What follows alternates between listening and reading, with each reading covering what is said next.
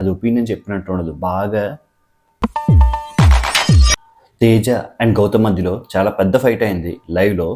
మీకు తెలుసు అవసరం అయితేనే నేను లాంగ్ వీడియో చేస్తాను. లేకపోతే చేయను. సో, దయచేసి సగం సగం చూడకుండా పూర్తిగా చేసి మన జడ్జ్‌మెంట్స్ అన్నా పాస్ చేద్దాం. సో, కంటెండర్ రేస్‌లో తనకు సెలెక్ట్ అవ్వలేదని తేజ బాధపడుతుంటే గౌతమ్ తన దగ్గరికెళ్ళి కన్సోల్ చేద్దామని ట్రై చేశాడు. తేజ మాట్లాడిన విధానం ఎలా ఉంది అంటే అక్కడ నబీల్ అండ్ మిగతా వాళ్ళంతా గౌతమ్ నువ్వు నన్నే సెలెక్ట్ చేసుకుంటావు అనుకున్నారు. కానీ నాకు తెలుసు నువ్వు నన్ను సెలెక్ట్ చేసుకో. ప్రేరణని కానీ వేరే వాళ్ళని కానీ సెలెక్ట్ చేసుకుంటావు అని.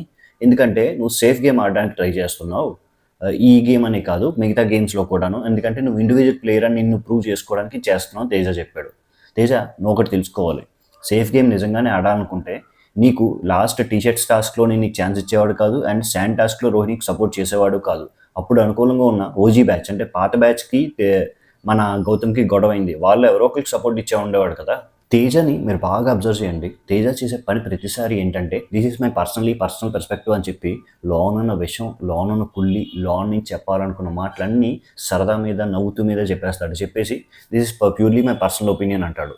అది తేజ పర్స్పెక్టివ్ ఏంటంటే ఏదో విధంగా నవ్వుతూ కానీ, కోపంగా కానీ లోన నుంచి చెప్పాలనుకున్న మాటలన్నీ వేరే వాళ్ళ మీద కక్కుతాడు. అది మీరు ఇప్పుడే కాదు సీజన్ 7లో కూడా అబ్జర్వ్ చేసిన తేజకున్న కామన్ నేచర్ అది. ఆ మాటలు చెప్పేసి ఎదుటివాడికి తిరిగి మాట్లాడే ఛాన్స్ ఇవ్వడు. జస్ట్ నా ఒపీనియన్ చెప్పాను అంటాడు. అది ఒపీనియన్ చెప్పినట్టు ఉండదు. బాగా అటు ఉంటుంది ఎదుటి పర్సన్‌కి.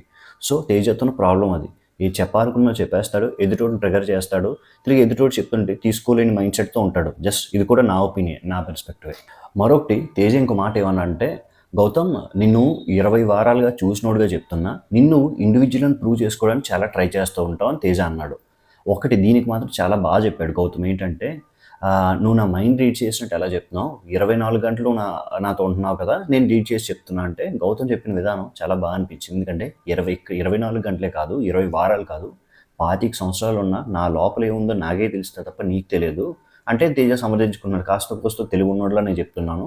నువ్వు సోలోగా అనిపించుకోవడానికి ప్రేరణకి ఇచ్చేవాడిని. సో, ఈ ఆర్గ్యుమెంట్ చాలా సేపు ప్రొలాంగ్ అయింది. విషయమనే కాదు ఇవాళ ప్రోమోలో చూసారు కదా! దోస వేషంలో కూడా తేజ చేసేదేంటంటే గిల్లీస్ వదిలేయడం అంటారు చూడు. గిల్లీస్ వదిలేస్తాడు. అక్కడ ఆ మనిషి ఆ పాయింట్ ఆఫ్ టైమ్‌లో ట్రిగ్గర్ అవుతాడు అంటే ఖచ్చితంగా ట్రిగ్గర్ అయ్యేలా చేస్తాడు. ప్రేరణకి షార్ట్ టెంపర్ ఉంది. ఏం లేదు ఇప్పుడు 2 నార్మల్ దోసలు ఏసే బదులు ఏసావు కదమ్మా! ఒక ఇది బటర్ దోస వేరే వాళ్ళకి ఇచ్చేయి. లేదా వేరే వాళ్ళు ఏసిన దాంట్లో షేర్ చేసుకుంటే అయిపోయాయి కదా! 2 సపోజ్ ఎగ్జాంపుల్ చెప్తున్నా మన ఇంట్లో 2 ప్లెయిన్ దోసలు అమ్మ ఏసింది అనుకుందాం. ఇంకో అన్నయ్యకి ఏంటి 2 ఘీ దోసలు, 2 బటర్ దోసలు ఏసింది. నువ్వోటి ఆడోటి నువ్వోటి షేర్ చేసుకుంటే అయిపోయాయి కదా! అక్కడికెళ్ళి నువ్వు మళ్ళా ఎందుకెళ్ళేది? ఎందుకెళ్తే ఆ మనిషిని ట్రిగ్గర్ చేసి ఆ మనిషి వీక్ పాయింట్‌ని పట్టుకొని తేజ ఎప్పుడు మైండ్ గేమ్ ఆడతాడు. అందులో తేజ ఎక్స్‌పర్ట్. మీరు ఎన్నన్నా కూడా సీజన్ 7 నుంచి నేను అబ్జర్వ్ చేసింది ఇదే తేజ బిహేవియర్‌లో. ప్రాక్టికల్‌గా మాట్లాడుకుందాం. ఇది జాగ్రత్తగా వినండి. స్కిప్ చేసేసి సగం చూసి వెళ్ళొద్దు. ఇది జాగ్రత్తగా వినండి. ఏంటంటే ఒకవేళ నిజంగా గౌతమ్ ఛాన్స్ ఇచ్చుంటే ఆ టాస్క్ అన్నది completely physically involved task. Teja అంత పైకెక్కి అవన్నీ తీసుకొచ్చి అవన్నీ ఎసరగలడా? అంతసేపు ఎక్కగలడా? అంటే ఫిజికల్లీ ఇన్వాల్వ్డ్ తేజని తక్కువ చేసి అనట్లేదు కానీ బేస్డ్ ఆన్ ద టాస్క్. ఆ టాస్క్ బట్టి నేను చెప్తున్నాను. ఒకవేళ ఛాన్స్ ఇచ్చినా కూడా తేజ ఆడే అవకాశం తక్కువ ఉంటదని నాకు అనిపించింది. ఈవెన్ 5 కూడా సరిగ్గా ఎయలేడు తేజ. సో, ఆల్రెడీ అవకాశం వచ్చింది. పాడు చేసుకున్నాడు. ఇప్పుడు ఇచ్చినా కూడా మేబీ పాడు చేసుకునే అవకాశం ఉందని నాకు అనిపిస్తుంది. నా పర్స్పెక్టివ్ అది. ఒక సింగిల్ లైనర్‌లో నా పర్సనల్ ఒపీనియన్ చెప్పాలనుకుంటే తేజకి అవకాశం ఇచ్చి అనుకూలంగా ఉంటే మంచోడు. అవకాశం ఇచ్చి ఇవ్వకుండా అనుకూలంగా లేకపోతే అటు చెడ్డోడు. అటు సొంత ఫ్రెండ్ అయినా కూడా. అంటే దీన్ని ఏమంటారంటే మన తెలుగులో తిన్నింటి వాసాలు లెక్కబెట్టడం అంటారు. తేజ వాళ్ళ మదరే స్వయంగా చెప్పారు.